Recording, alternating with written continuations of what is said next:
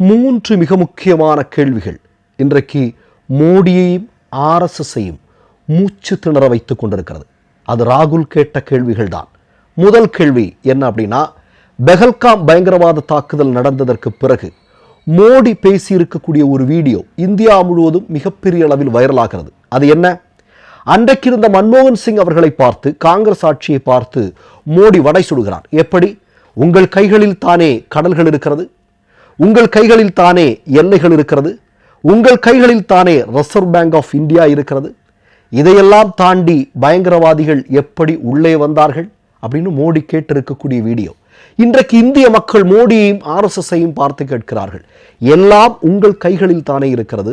200 kilometre தூரம் சர்வசாதாரணமாக நடந்து வந்து இவ்வளவு இந்தியர்களை கொலை செய்திருக்கக்கூடிய பயங்கரவாதிகளை இன்று வரையிலும் உங்களால் பிடிக்க முடியவில்லையே, எல்லாம் உங்கள் கைகளில் தானே இருக்கு. ஆனால் இந்த நொடி வரையிலும் அதற்கு இவர்களிடம் பதில் இல்லை. இரண்டாவது விஷயம் என்னது? நம்முடைய இந்தியா ஆபரேஷன் சிந்தூர் என்கிற விஷயத்தில் வெற்றியை நெருங்கி கொண்டிருக்கக்கூடிய நேரத்தில் திடீரென்று போர் நிறுத்தம் என்கிற அறிவிப்பு வெளிவருகிறது. அதுவும் யாரு?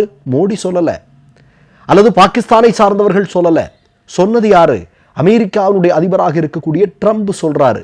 இது எப்படி? இன்றைக்கு வரைக்கும் அந்த கேள்விக்கான பதில் மோடியாலேயோ ஆர்எஸ்எஸ் ஆலேயோ சொல்ல முடிஞ்சிருக்கா? இல்ல, திக்கி திணறிட்டு இருக்கிறாங்க. மூன்றாவது மிக முக்கியமான கேள்வி என்ன?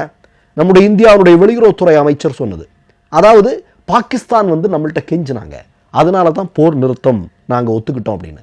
நீங்க நம்முடைய கேள்வி, இந்திய மக்களுடைய கேள்வி, மோடியை பார்த்து ஆர்எஸ்எஸ்ஸை பார்த்து கேள்வி. பாகிஸ்தான் தோல்வியை தழுவி கொண்டிருக்கக்கூடிய நேரத்தில் அவன் ரிக்வெஸ்ட் பண்ணா நீங்க உடனே போரை நிறுத்திடுவீங்களா? இந்த கேள்விக்கு நீங்க பதில் சொல்லணும் இல்லையா மிஸ்டர் மோடி?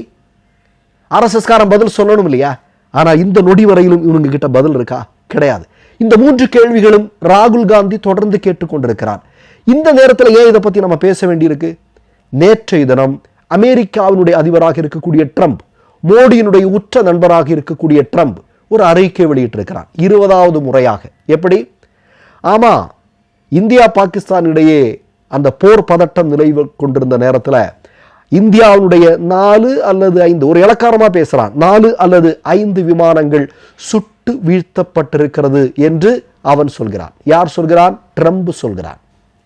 உங்களுக்கு ஏற்கனவே தெரியும், சிங்கப்பூர்ல ஒரு தனியார் நிகழ்ச்சியில சிடிஎஸ் என்று சொல்லக்கூடிய சீஃப் ஆஃப் டிஃபென்ஸ் ஸ்டாஃப், அதனுடைய அனில் சௌகான் என்று சொல்லக்கூடிய நபர் ஒரு விஷயத்தை வெளிப்படுத்தினார். உங்களுக்கு எல்லாம் நல்ல ஞாபகம் இருக்கும். என்ன சொன்னாரு? Yes, we lost aircraft. That's a fact.